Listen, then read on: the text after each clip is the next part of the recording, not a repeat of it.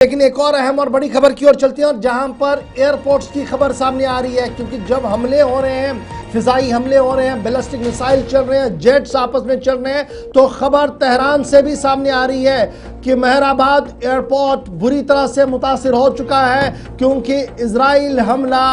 دوبارہ ہوا ہے اور تقریباً 2 سے 3 میسائلز وہاں پر ہٹ ہو چکے ہیں۔ اچھا، تصویروں کے ساتھ ساتھ آپ اس ایئرپورٹ کی دیکھ رہے ہیں جو ایرانی میڈیا کی طرف سے کلیم کی گئی اور تصویریں بھی دکھائی گئی۔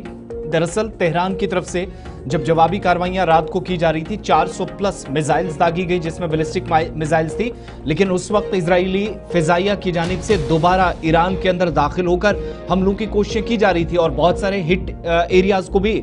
یہ سارے جو بمبارڈمنٹس ہیں اس سے ہٹ ہوئے ہیں، اور ان میں بڑا امپورٹنٹ جو اسٹریٹجکلی بڑا امپورٹنٹ ہے مہر آباد ایئرپورٹ، جہاں پر 2 پروجیکٹائلز جو ہیں وہ ہٹ کیے ہیں۔ اطلاعات کے مطابق مہر آباد ایئرپورٹ جو کہ گھریلو پروازوں کے لیے بھی استعمال ہوتا ہے، فوجی کاروائیوں کے لیے یا ملٹری آپریشنز کے لیے بھی اس کو استعمال میں لایا جاتا ہے۔ حالانکہ سرکار کا ایران کی طرف سے جس کا حتمی بیان آنا باقی ہے، کوئی تفصیلی بیان سرکاری طور پر جاری نہیں ہوا ہے، لیکن ڈیٹیل آفیشل سٹیٹمنٹ آنے سے پہلے لوکل میڈیا نے یہ رپورٹ کر دیا ہے کہ اسرائیل کی جانب سے ایئر سٹرائکس رات دیر گئے بھی چلی ہیں۔ ملٹری سائٹس کو آپریشن رائزنگ لائن جو مسلسل 24 گھنٹوں سے جاری ہے، اسی کے ایک حصے کے تحت امپورٹنٹ انفراسٹرکچر کو، بنیادی ڈھانچے کو کمزور کرنے کی کوشش ہوئی، اور وہ علاقہ جہاں پہ ڈومیسٹک فلائٹس بھی جہاں سے اڑتی تھی، آپریشنز چلتے تھے، فوج بھی اپنا کام ساتھ میں کرتی تھی، ان علاقوں کے اندر یہ کب ہوا جب سینئر کمانڈرز اور 6 کے قریب جوہری سائنسدانوں، کل ملا کر 80 کے قریب ہلاکتوں کے بعد یہ دوسری ایئر سٹرائک یعنی back to back air strikes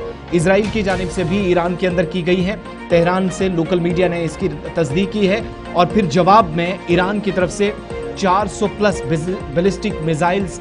جو واپس داغے گئے ہیں، ڈرون سے حملہ ہوا ہے، اور مختلف حصوں کے اندر کہا گیا کہ 2 پروجیکٹائلز جو کہ مہر آباد ایئرپورٹ کے آس پاس گرے ہیں ایران کی ریٹیلیشن کے بعد، جس کا مطلب یہ ہے کہ جب ایران جوابی کاروائیاں کر رہا تھا تو اسرائیل کی جانب سے اس وقت بھی جو ہے وہ حملے ہو رہے تھے، کاروائیاں چل رہی تھی۔ اس کا مطلب یہ ہے کہ دونوں طرف سے بیک ٹو بیک ایک دوسرے کو ٹارگٹ کیا جا رہا تھا، کہیں پر بھی ذرا سا وقفہ اس میں نہیں آیا، اور اس بات کا اندازہ آپ اس سے بھی لگا سکتے ہیں کہ سچویشن انتہائی خراب اس وقت نظر آئی جب تل ابیب اور آس پاس کے درجنوں شہروں میں تباہی کے مناظر دکھے، اور جو غزہ کے اندر اب تک کچھ ہو رہا تھا، ویسی سچویشن